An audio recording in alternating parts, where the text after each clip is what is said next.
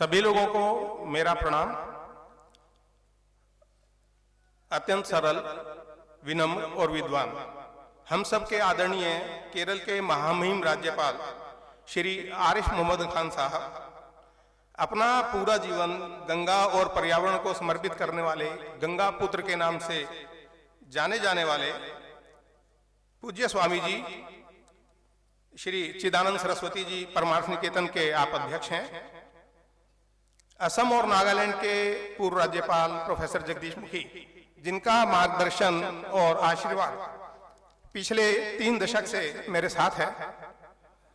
ऐसे ही शिक्षाविद, बेबाक तरीके से अपनी बात रखने वाले आदरणीय डॉक्टर नंदकिशोर गर्ग साहब, राज्यसभा के सांसद और राष्ट्रीय कोषाध्यक्ष श्री नरेश बंसल जी, जिनका स्नेह मुझे लगातार मिलता रहता है। और पिछले दिनों संसद में इंडिया ने ही भारत की जो मुहिम थी, आपने अवश्य सुना होगा, वो माननीय नरेश बंसल जी ने उठाई थी। और उसके बाद ये निर्णायक स्थिति में अब मामला पहुंचने वाला है कि भारत को भारत ही कहा जाएगा। मंच पर मौजूद मेरे आदरणीय पिताजी, जिनकी प्रेरणा से और आशीर्वाद से ये कार्यक्रम हम कर रहे हैं और किताब ये लिखी गई है। साथ में बड़े भाई और हमारे जिनका स्नेह मिलता रहता है, विनीत लोहिया जी और जगदीश गोयल जी उद्योगपति हैं, और उन्होंने ये प्रण लिया है कि अपनी जो संस्थान है उसमें सुचिता से, पारदर्शिता से काम करेंगे। लगातार मोदी जी की नीतियों को आगे बढ़ाने का काम करता है। इसके अलावा आदरणीय पंकज मित्तल जी यहाँ पर बैठे हैं, जो सुप्रीम कोर्ट के न्यायाधीश हैं, और हमारे एक छोटे से बुलावे पर वो भी यहाँ पर उपस्थित हुए हैं।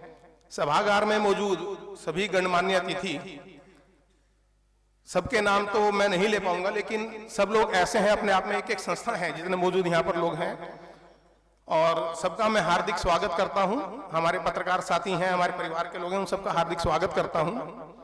महामहिम राज्यपाल हमारे एक छोटे से निमंत्रण पर यहाँ पर उन्होंने स्वीकार किया और हमें आशीर्वाद दिया है। इसके लिए मैं तहे दिल से उनका आभार व्यक्त करता हूं। और चूंकि राज्यपाल साहब को जाना है, उनको कोई बहुत जरूरी कार्यक्रम उनके लगे हुए हैं, तो ज्यादा शब्द मैं नहीं बोलूंगा, कम शब्दों में अपने वक्तव्य को समाप्त करूंगा। सिर्फ 1 मिनट में मैं ये बताना चाहूंगा, ये जो हमारा कार्यक्रम है नमो इम्पैक्ट, इसको हमने 7 साल पहले शुरू किया था, जब आदरणीय प्रधानमंत्री जी प्रधानमंत्री बने, माननीय नरेंद्र मोदी जी, और वो हर रोज कोई ना कोई नए नए नारे देते थे, लोगों को प्रेरणा देते थे। कभी बेटी बचाओ, कभी बेटी पढ़ाओ, कभी स्वच्छता अभियान, कभी मेक इन इंडिया। तो मेरे मन में विचार आया कि प्रधानमंत्री जिस प्रकार से लोगों को प्रेरित करते हैं, तो इस बात का आकलन और विश्लेषण किया जाना चाहिए कि इन नारों का कितना असर आम जनमानस पर पड़ रहा है, या वो क्या सोचते हैं। यह सोच के हमने एक परिकल्पना की, नमो इम्पैक्ट की। चूंकि प्रधानमंत्री के भाषण का क्या इम्पैक्ट है, उनके नारों का, उनकी नीतियों का और योजनाओं का क्या इम्पैक्ट है, इसलिए नमो इम्पैक्ट इसका नाम उन्होंने उस वक्त रखा।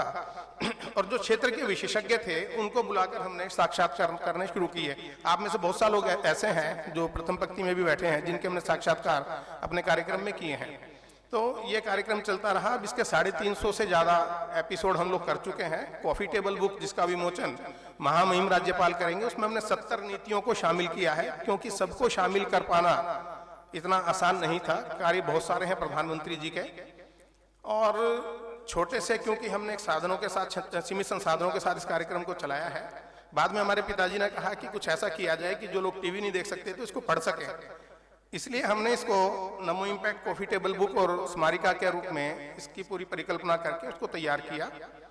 तो सब लोगों का इसमें लगातार सहयोग मिलता रहा, और जिस दिन हमारी किताब छपने जा रही थी, उस दिन नारी शक्ति वंदन अधिनियम संसद में पास हुआ। तो छपते छपते हमने उसका भी एक पेज डाला है और लिख दिया जारी। जारी का मतलब प्रधानमंत्री नरेंद्र मोदी जी की नीतियां भी जारी हैं, उनकी योजनाएं भी जारी हैं, और हम अपना जो काम है विश्लेषण करने का, लोगों को जन जन तक पहुंचाने का, इन सब चीजों को हम वो भी जारी रखेंगे।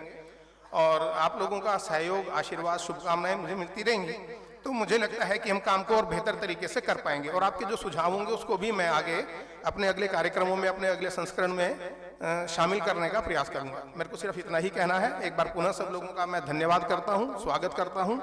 और हमारा इसका थीम है देश प्रथम। तो मैं चाहूंगा कि सब लोग एक बार मिलकर मेरे साथ जय हिंद बोले या भारत माता की जय का नारा लगाएंगे। जय हिंद, भारत माता की जय। बहुत बहुत धन्यवाद आप लोगों का सुनने के लिए, समय देने के लिए।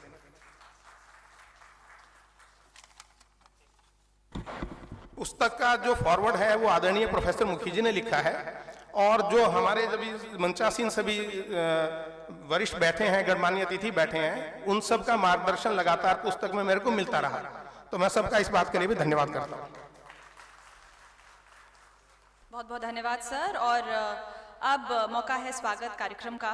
तो सबसे पहले माननीय राज्यपाल श्री आरिफ मोहम्मद खान साहब के स्वागत के लिए मैं आमंत्रित करूंगी श्री अतुल सिंघल जी को, श्री विनीत लोहिया जी को और श्री जगदीश राय गोयल जी को, ताकि वो हमारे माननीय मुख्य अतिथि को मोमेंटो और उनका स्वागत करें, मोमेंटो देकर।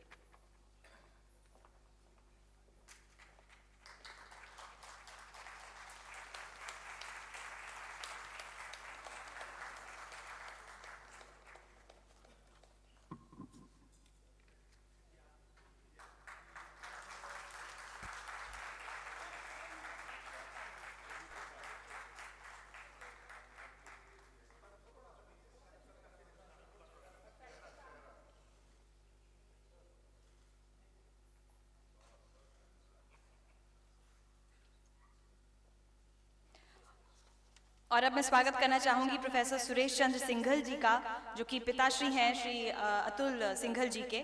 वो स्वागत करेंगे पूर्व राज्यपाल प्रोफेसर जगदीश मुखी का।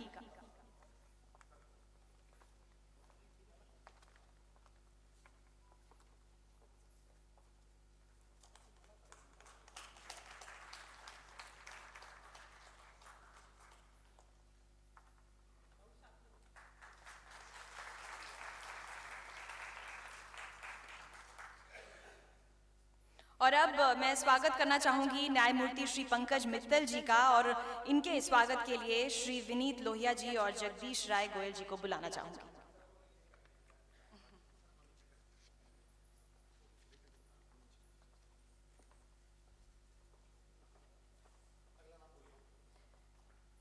और श्री विनीत लोहिया जी और जगदीश राय गोयल जी को मैं प्रार्थना करूंगी कि वो इसके बाद स्वामी चिदानंद सरस्वती जी का भी स्वागत करें।